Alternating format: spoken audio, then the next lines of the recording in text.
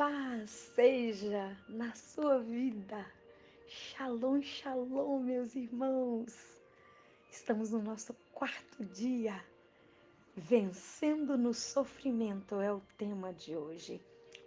Tu, Senhor, és Deus compassivo, bondoso, tardio em irar-se e grande em misericórdia e fidelidade. Salmos 86, verso 15. Vencendo no sofrimento. O mal ele quer distorcer, principalmente nossa mente, e enganar. Por que o Senhor provou aquele povo? Porque um dia tão difícil que encontram água e a água é amarga. Aquele ramo, não podemos esquecer, aquela árvore, aquele madeiro representa Cristo. Cristo estava mostrando para aquele povo: eu estou com vocês, aprendam a vencer o sofrimento. Eu é quem sustento, eu quem dirijo, eu quem vou dar a minha vida por vocês. É só pelo meu sangue. O Senhor, Cristo não tinha vindo a essa terra ainda, mas ele estava dizendo para aquele povo: prestem atenção no madeiro, prestem atenção no que está lá em Gênesis 3,15. Eu vou destruir a serpente. Só tem um jeito de vencer o sofrimento. É com a meu sangue, é com meu sofrimento. É o meu sofrimento que vai ajudar vocês a passarem pelo sofrimento. Então, o Senhor ensina aquele povo a vencer as dificuldades. Então, olha, um dia de grande dificuldade, de muito sofrimento, no outro de bênção. Uma bênção tão imensa. Assim é como acontece com aqueles que são filhos de Deus, que aprendem a passar pelas provas, pelo sofrimento do modo certo. O Senhor queria ensinar naquela grande dificuldade, naquelas águas amargas, a eles agirem em unidade. Sem unidade, o Senhor jamais poderá derramar teu Espírito Santo, meus irmãos. Então, nós precisamos agir do jeito certo, a passar pelas provas da forma certa. E era isso que o Senhor queria, que eles aprendessem, passar do jeito certo. Iriam ter 12 fontes, iriam ter 70 palmeiras. Nós ainda vamos aprender muito sobre isso. Aprender a passar pelas dificuldades, pelo sofrimento da forma certa. Nosso problema não é ter os sofrimentos, nosso problema é não saber passar pelo sofrimento, tendo a certeza de que Cristo está conosco. Passaríamos de uma forma diferente.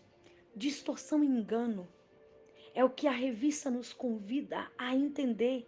Durante muito tempo, Satanás procurou levar os seres humanos a ver Cristo como o autor do pecado, como o autor do sofrimento, da morte. Aqueles que tinham sido conseguido enganar, considerava Deus alguém duro e exigente. Achavam que ele estava sempre pronto para denunciar e condenar, que não estaria disposto a receber o pecador enquanto ainda existisse um motivo justo para o condenar. Exatamente quem ele é. Ele queria que nós tivéssemos essa imagem de Cristo. A lei do amor pela qual o céu é regido havia sido falsamente apresentada pelo arqui-inimigo. Agora ele colocou ali, ele argimentou que essa lei fosse uma restrição imposta à felicidade dos seres humanos. Um pesado jugo do qual deviam sentir alegres por serem livres. Livres por quem? Isso está em Profetas e Reis, página 183. Livres por quem? Então eu quero fazer assim, voltar um pouquinho, fazer uma retrospectiva com vocês. Adão, ele teve ali as ordenanças do Senhor. Essa lei, ela rege o céu. Mas Satanás entra com o pecado. E Adão agora se torna escravo do mal. Satanás usurpa o título de príncipe desse mundo. E agora ele fala que Deus, ele é um tirano. Ele aponta, Adão é a prova de que Deus é um tirano. Mas nós não podemos esquecer que justiça e juízo é a base do trono de Deus. Está lá em Salmo. Porque Deus só usa a verdade. Deus só utiliza a verdade. Agora, Lúcifer, com suas mentiras, afirma que a lei é injusta, que a lei não é pura. Mas a lei nós não podemos esquecer que é pura, que é verdadeira. Mas Adão é a prova de que a lei não pode ser cumprida.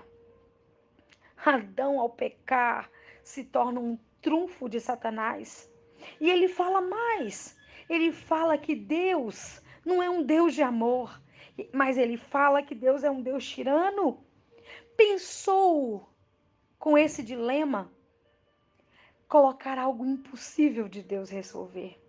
Ele diz: agora vai ser impossível ele derrubar essa minha mentira. Pensou colocar Deus em uma posição na qual não conseguiria sair. Ele afirma que a lei é injusta. Se a lei é injusta, o problema está com o legislador.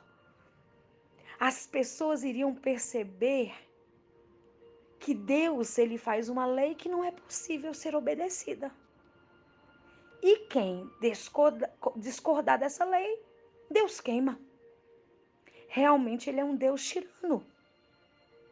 Vamos ficar com Lúcifer. Foi isso que patriarcas e profetas nos fez a ver, a entender. Mas ele não contava. Eu quero orar com vocês. E nós vamos entender o que ele não contava. Senhor Jesus, queremos louvar e exaltar o teu santo nome, pois só tu és digno de toda honra e toda glória. Pai, derrama sobre nós teu Espírito Santo. Nos ajude, Senhor, a entender a tua cruz, o madeiro, onde temos a certeza que o Senhor está conosco pelas provas. Nos ajude a vencer o sofrimento, Senhor. Nos ajude a vencer da forma certa, passar pelos desertos, pelas provações, pelos sofrimentos da forma certa. Pai, ontem nós falamos, ontem nós oramos pelas tuas instituições e eu quero orar, Senhor, por essa escola adventista em Genebra, por essas criancinhas que estão dentro do meu coração e eu sei que está dentro do coração da tua igreja. Eu sei, Pai, que às vezes essa escola passa por dificuldades, porque o inimigo quer destruir, mas que essa escola aprenda a passar pelas provas da forma certa, porque o Senhor é quem nos rege, quem nos guia, e é essa certeza que nós teremos. Pai, eu quero entregar a Deise nas tuas mãos, ela que tem conduzido essa escola, essas crianças. Toma a vida da tua filha. Toma a vida dessas crianças. Toma essa escola em tuas mãos. Em nome de Jesus, Pai. Eu te agradeço. Porque hoje em Genebra tem essa escola. E o inimigo não irá destruir. Em nome de Jesus.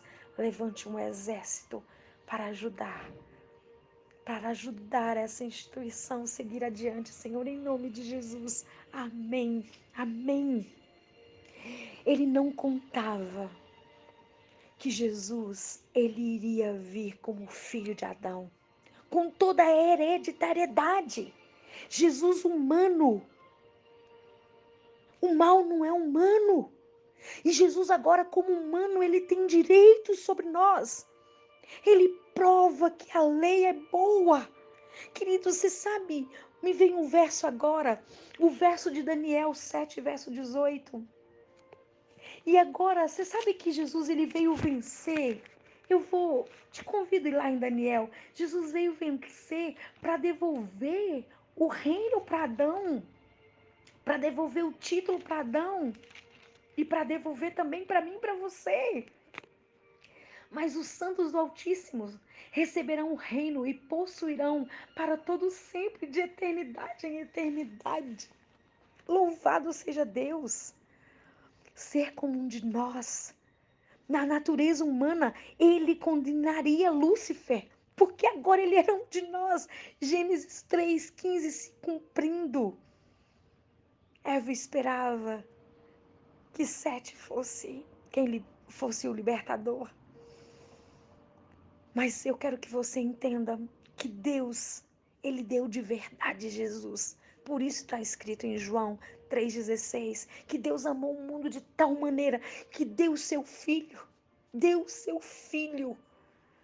lá, com aquele povo passando pelas águas de Mara. O Senhor estava mostrando para eles: eu irei dar meu filho, ele vai morrer no madeiro. Eu vou dar de verdade para que vocês aprendam a passar pelo sofrimento. Sabe, ele deu de verdade. Jesus tem laços com a humanidade que jamais se partirão. Qual é a única prova que eu e você temos de que não haverá mais pecado no céu? A prova é o sofrimento, é as marcas. Abacuque diz que os raios que saem das mãos de Jesus. Ali está o segredo. Ali está o segredo. Jesus com uma mão ligada à raça humana e a outra ligada como intercessor. Ele é capaz de salvar os que aceitam.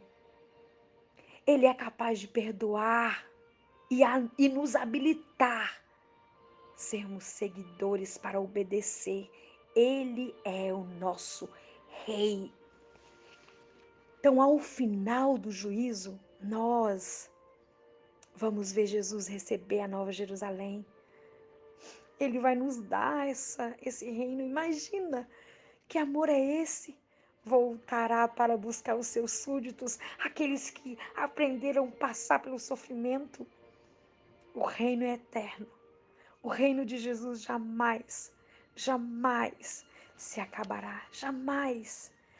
Sabe que para receber o reino, uma vez que Jesus ali foi por hereditariedade, Adão precisou assumir os resultados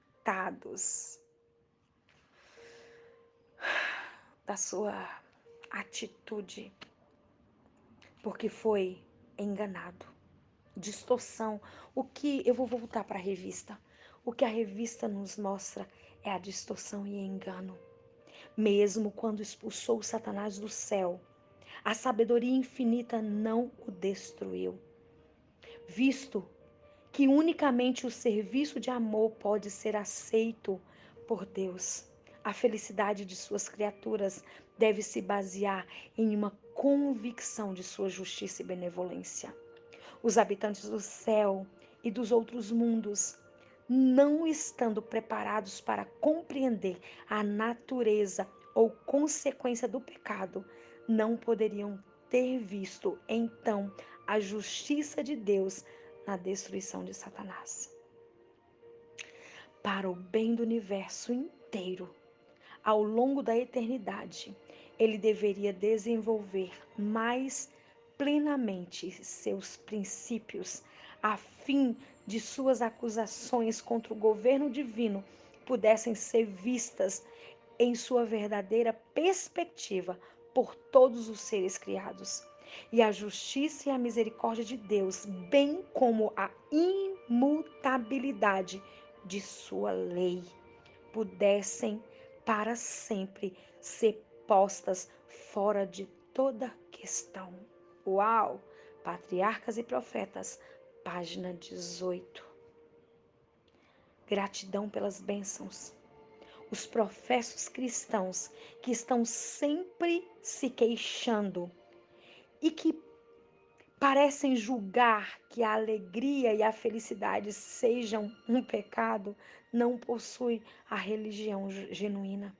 Aqueles que encontram um perverso prazer em tudo é melancólico no mundo natural. Preferem olhar para as folhas mortas ao invés de colher as belas flores vivas que não veem beleza nas elevações das grandes montanhas, nos vales revestidos de verdor exuberante. As montanhas de gelo são exuberantes. Vocês podem hoje, nessa época, olhar essas montanhas e ver soberania.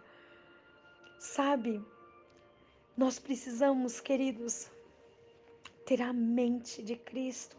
Muitas vezes sua mente poderá ficar como nublada por causa do sofrimento. Nessas horas é melhor nem pensar. Saiba somente que Jesus ama você.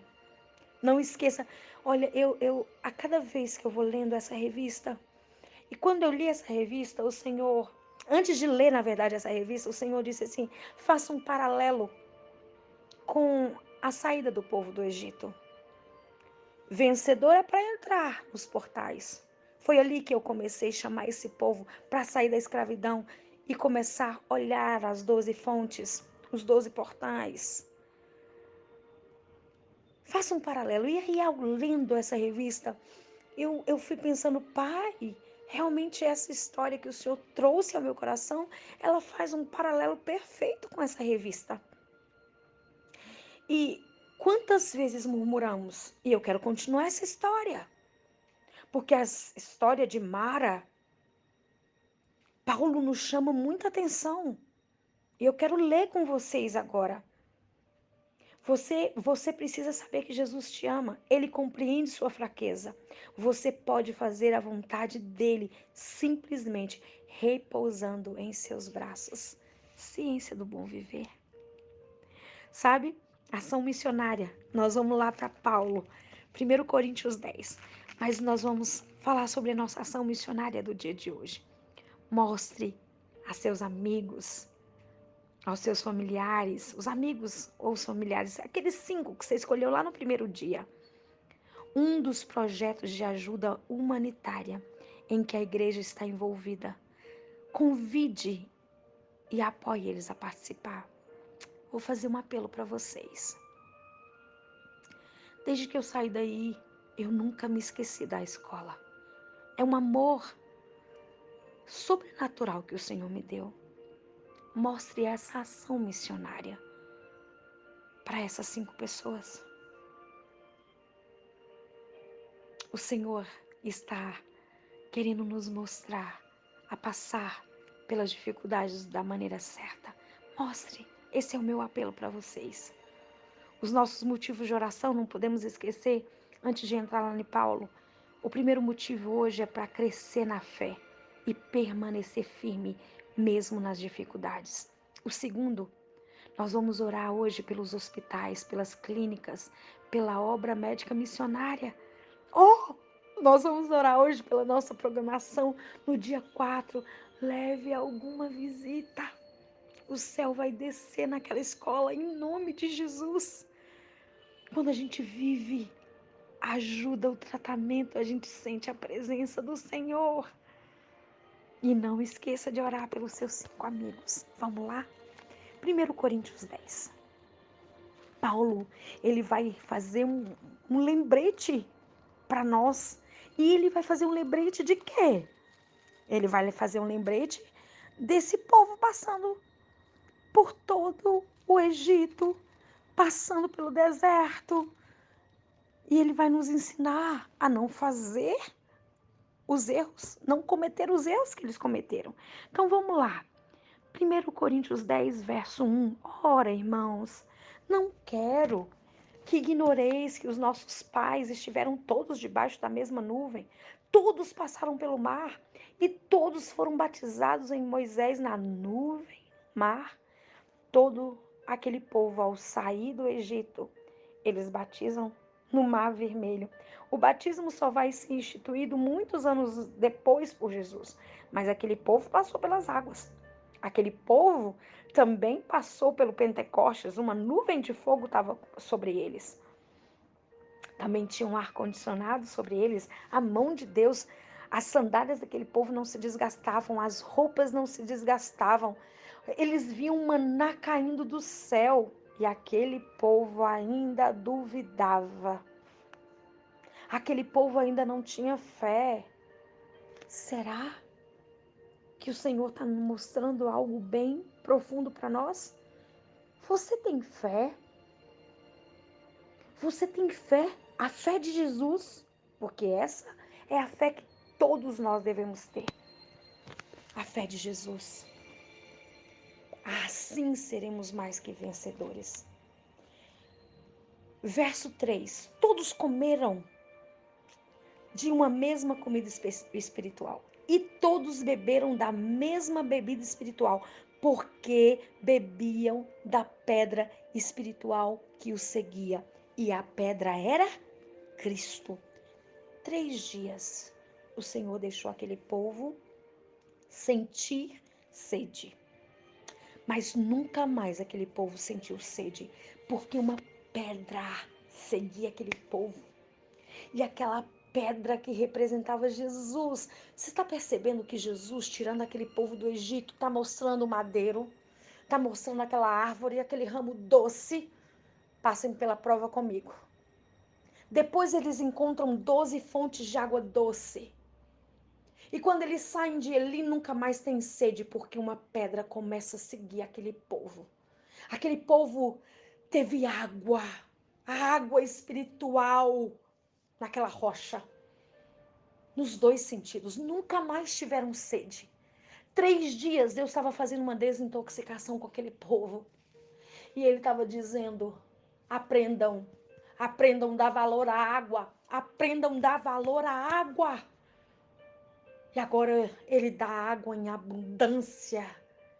E será que aquele povo está dando valor àquela água? Será que aquele povo deu valor àquela água, irmãos? Pensem comigo. Eles não deram valor àquela água. Nunca mais tiveram sede. Paulo está dizendo porque a pedra que o seguia era Cristo.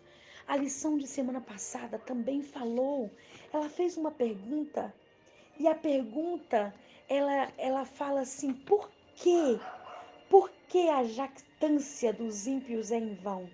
Sabe o que eu respondi? Porque nós temos uma pedra. E nós temos uma pedra que é Cristo. E o que se pode fazer contra uma pedra? Não se pode fazer nada contra uma pedra. Se Cristo estiver conosco, como madeiro no sofrimento, passando, tomando água, depois que passando pela prova, pelo sofrimento, tomando 12 fontes de água doce. Cada tribo tinha uma fonte de água doce. Que tremendo. Então agora eu quero que te lembrar mais uma vez de Daniel. Quem é que destrói os reinos? Quem que destrói a estátua? É a rocha. É a mesma rocha que Paulo está falando aqui.